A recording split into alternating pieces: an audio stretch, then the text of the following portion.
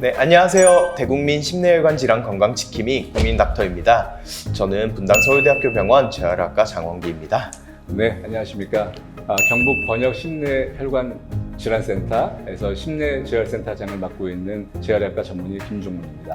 네, 구독자 여러분, 지난 편에 저희가 예고를 드렸었는데요. 이번 영상은 뇌혈관 질환과 재활치료에 대한 여러 가지 궁금증을 해결하는 시간입니다.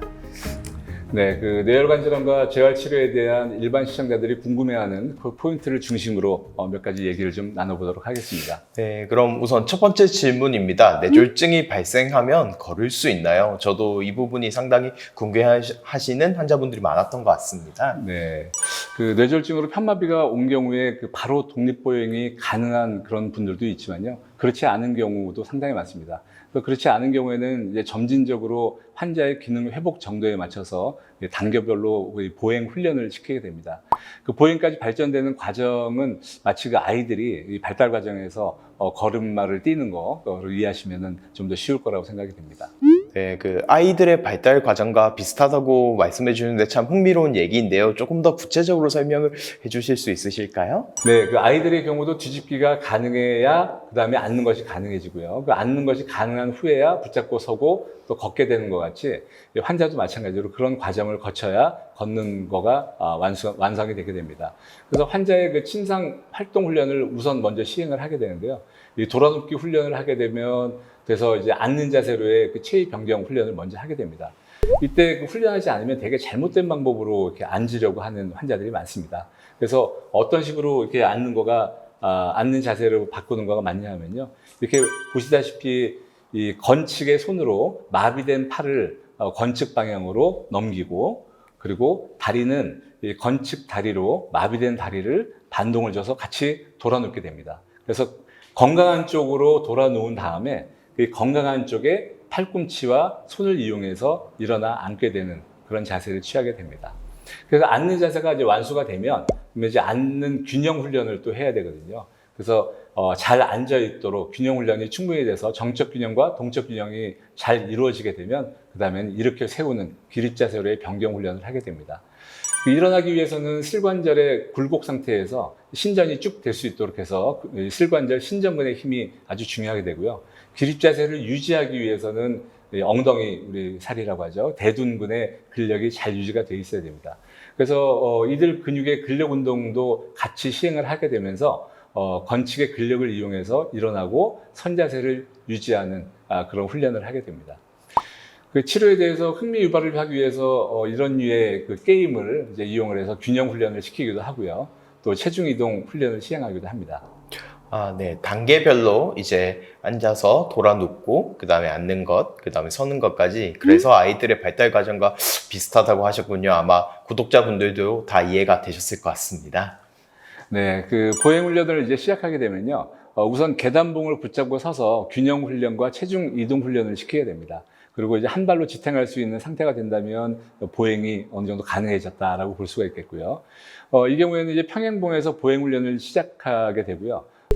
이때 기립 균형 유지와 양 하지로의 체중 이동, 그리고 한 다리로 체중 부하를 할 수 있는 그런 복합적인 기능 훈련을 시행을 하게 됩니다.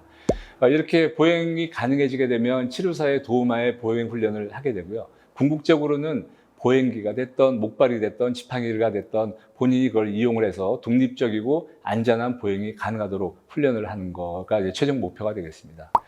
이 경우에도 높은 보행기를 사용할 것인가 또는 뭐 바퀴 달린 보행기를 사용할 것인가 뭐 네 발 지팡이를 사용할 것인가 또는 일반 지팡이를 사용할 것인가 이런 것들을 환자의 치료 단계와 기능 회복 정도를 적절하게 분석을 해서 적절한 치료 보조기를 지급하도록 해야 되겠습니다.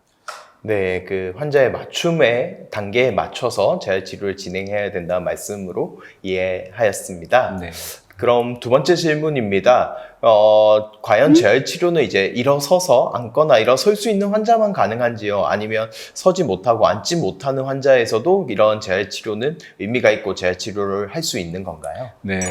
일단 우리 인간은 기립 자세가 유지가 되어야 모든 생리 현상이 정상적으로 이루어지도록 그렇게 만들어져 있습니다. 그래서 기립 자세를 해야지 관절도 뼈도 정렬이 제대로 될 수도 있고요. 골다공증도 예방이 될 수 있고 호흡이나 산소 공급에도 도움을 줄 수가 있고 배변 배뇨에도 도움을 줍니다. 따라서 독립적으로 기립을 못한다고 하면 우리가 여기 보시다시피 이 경사 침대를 이용하거나 기립기를 이용해서 이렇게 세우도록 해서 기립 자세를 유지시킬 수 있도록 하고요. 또 계단봉을 잡고 서 있는 자세를 훈련시킬 수 있겠습니다. 이렇게 함으로써 하지 근력의 강화, 균형 훈련, 그리고 배변 배뇨에도 좋은 효과를 줄 수 있도록 합니다.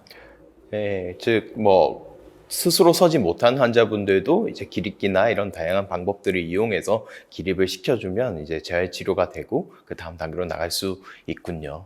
그럼 이번에는 세 번째 질문입니다. 이 증상은 제가 아는 분의 아버님께서 겪었던 케이스와 비슷한 케이스인데요.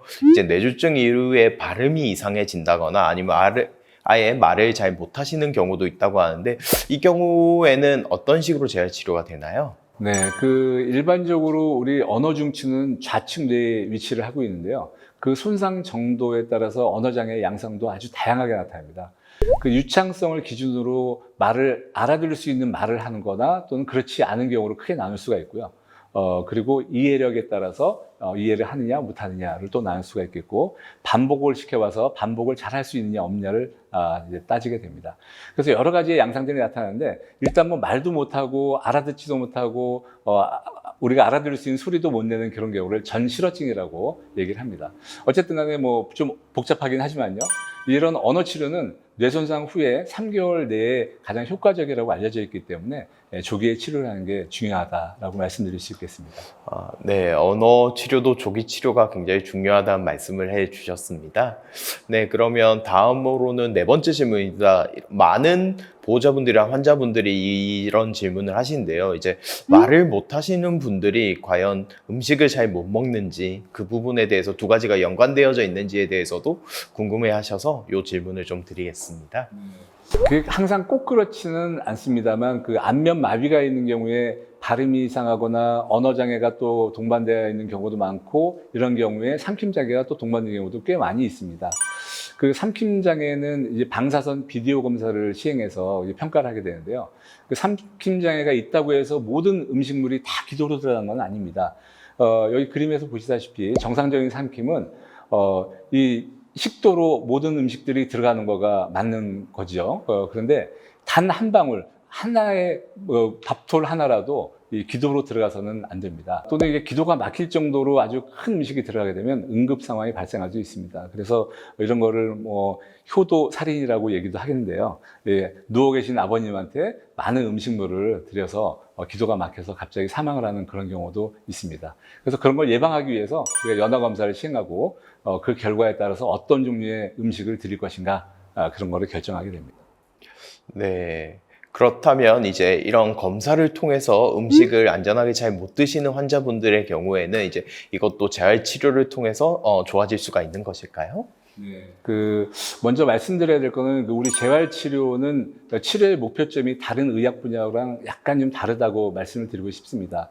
일반적인 의학 분야는 손상 전의 상태로 100% 회복을 목표로 하고 있지만 저희 재활 치료 또 재활학과에서 하는 치료 목표는 만약에 100%의 회복이 안 된다 하더라도 장애를 최소화하고자 하는 게 바로 이제 재활 치료의 목표가 되겠습니다. 그래서 이런 회복이 어느 정도까지 될 수 있도록 우리가 도움을 드릴 수 있겠고요. 회복이 될 때까지 중요한 기능들이 소실이 되지 않도록 하는 게 저희들이 해야 될 일입니다. 삼킴 훈련도 바로 이런 관점에서 우리가 봐야 되는데요. 음식을 정상적으로 삼키기 위해서는 기계로 따지면 아주 고도의 미세 동작이 한치의 오차도 없이 순서에 맞게 이루어져야지 이게 가능하거든요. 근데 이런 기능이 돌아올 때까지 우리가 치료를 하면서 유지를 해야 되는데, 그래서 구강 자극 치료, 구강 근육 강화 운동, 기능적 전기 자극 삼킴 치료 등을 시행을 하게 됩니다. 네, 음식을 먹는다는 것이 비교적 단순한 과정인 줄 알았는데 아주 복잡한 과정을 거쳐서 하고 또 그것을 이제 향상시키기 위해서는 다양한 재활 과정을 거친다고 할 수 있겠군요. 자, 그럼 마지막 질문입니다. 장애를 이제 최소화할 수 있는 방법에는 어떤 것들이 있을까요? 네, 의학에서 장애라고 하면은 충분한 치료를 받았음에도 불구하고 더 이상 호전이 없는 증상 고정 상태를 말합니다. 심뇌혈관 질환에서 장애를 최소화할 수 있는 가장 중요한 요소를 하나만 골라라 라고 얘기를 하면 얼마나 빨리 전문적인 치료를 시작하였는가 라고 저는 답을 하고 싶습니다. 이렇듯 신속한 환자 이송을 위해서 2011년도부터 우리나라에서 닥터 헬기 운영을 하고 있고요. 2022년 현재 전국 8개 병원에서 닥터 헬기를 운영하고 있는데, 이 안동병원에서는 경북 닥터 헬기를 2013년도부터 운행을 하고 있습니다. 근데 2013년부터 해서 했음에도 불구하고 지금 현재까지 전국에서 가장 많은 누적 환자 이송 건수를 보여주고 있습니다. 그 외에 중요한 요소를 또 한 가지 더 고려라고 한다면 성공적인 급성기 치료 그리고 조기 재활 치료, 이렇게 저는 얘기를 드리고 싶습니다. 네, 좋은 정보 감사드립니다. 구독자분들이 뇌혈관 질환과 뇌혈관 질환의 재활 치료에 대해서 궁금증들이 많이 해결됐을 거라 생각이 됩니다. 그럼 다음 시간에는 어떤 정보에 대해서 이야기해 주실 예정이신가요? 네, 다음 시간에는 뇌재활에 있어서 작업 치료라는 거를 좀 말씀을 드리고 싶습니다. 아마도 잘 이해를 못 하시는 분도 많이 있을 것 같고 처음 들어보시는 분도 많을 것 같은데요. 네, 거기에 대해서 얘기를 드리고 일상생활 동작에 대해서 말씀을 좀 드리도록 하겠습니다. 네, 그럼 다음 편도 꼭 시청을 해 주시기 바랍니다. 구독자 여러분, 이 밖에도 심뇌혈관 질환에 대해서 더 알고 싶으시면 저희 국민닥터 채널에서 찾아보시고요.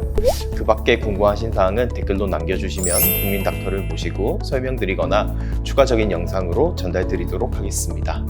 전 국민의 건강한 심뇌혈관 질환 예방과 관리를 위해서 국민닥터 채널은 계속됩니다. 구독과 좋아요 부탁드리고 다음 시간까지 안녕히 계세요.